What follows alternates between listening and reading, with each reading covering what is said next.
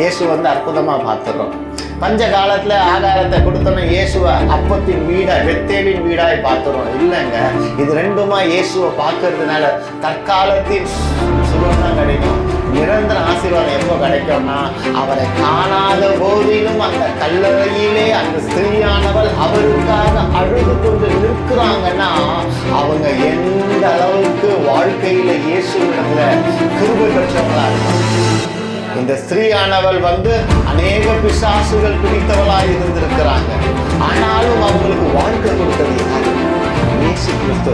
வாழ்க்கை கொடுத்தவங்களை இல்லாத வேலையில வந்து தேடுறாங்கன்னா அவங்களுக்கு வாழ்க்கை கொடுத்தவங்களால ஒரு ஸ்நேகம், காதல். இன்னைக்கு நமக்கு அநேக பாடுகள் அநேக கட்டுகளை சிக்கின்றவர்களை நமக்கு வாழ்க்கையை கொடுத்து நம்மளை நிற்க வச்சிருக்கிறாங்கன்னா இந்த ஸ்திரீயை போல அன்புடையவர்களாய் அவர் பக்கத்தில் இருக்கும் பொழுது அங்க கேட்பார், மரியாளே அப்படின்னும் போது ரபுனி அப்படிங்கிறாங்க. அந்த சத்தம் தோட்டக்காரனா பார்க்கப்பட்ட இயேசு, தோட்டக்காரனாய் கண்களுக்கு தெரிந்த இயேசு அந்த சத்தத்தை கேட்ட உடனே மரியாள் சொல்லுகிற வார்த்தை, போதுகிறே. ஏன் தெரியுமா?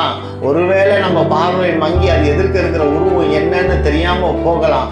ஆனால் அந்த சத்தம் இன்னதென்று அறியக்கூடிய கிருபை அந்த செவிக்கு இருக்கிறதுனால அவள் கண்கள் திறக்கப்பட்டவளை ரபுனி அப்படின்னு.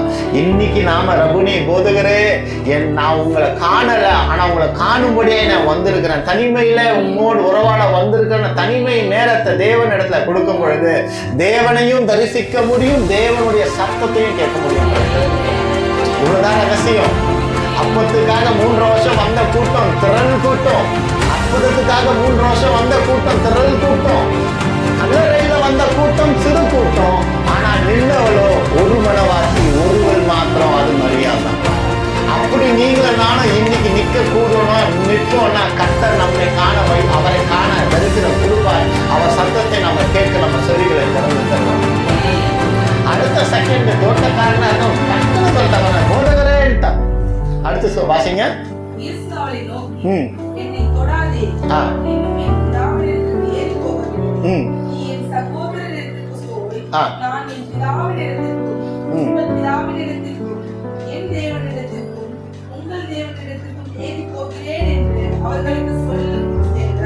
இந்த 17 அப்படி இப்படி நிப்பாட்டுவோம். இது நாள் வரை அவளுக்கு தேவன் இன்ஸ்ட்ரக்ஷன் கொடுத்தாரான்னு தெரியல. என்னைக்கு அவருக்காக வந்து நின்னாலோ, என்னைக்கு அவர்களுடைய தன் இருதயத்தினுடைய ஸ்நேகத்தை அன்பை தேவனுக்கு முன்பாக ஊற்றினாலோ அப்பொழுது அவளுக்கு ஒரு வேலை கொடுக்கிறார். என்னை பார்த்ததை பிற இடத்துல போய் சொல்லணும். வேலை உயிர்த்தெழுந்ததுக்கு அப்புறம் இயேசுவானவர் கொடுக்கிறது யாருக்குன்னா மரியாளுக்கு தான். ஸ்திரீகளுக்குள்ளே கனம் பெற்றவள் நான் சொல்றேன். ஏன்னா உயிர்த்தெழுந்ததுக்கு அப்புறம் ஃபர்ஸ்ட் வேலை யாருக்கு கொடுக்குறாருன்னா இவளுக்கு தான். ஏன் அந்த வேலை அவளுக்கு கிடைச்சது அப்படின்னு சொன்னா, அவள் தன் ஸ்நேகத்தை ஊற்றுவதற்காக அந்த கல்லறை அண்டையில் அவளுக்காக காலத்தால்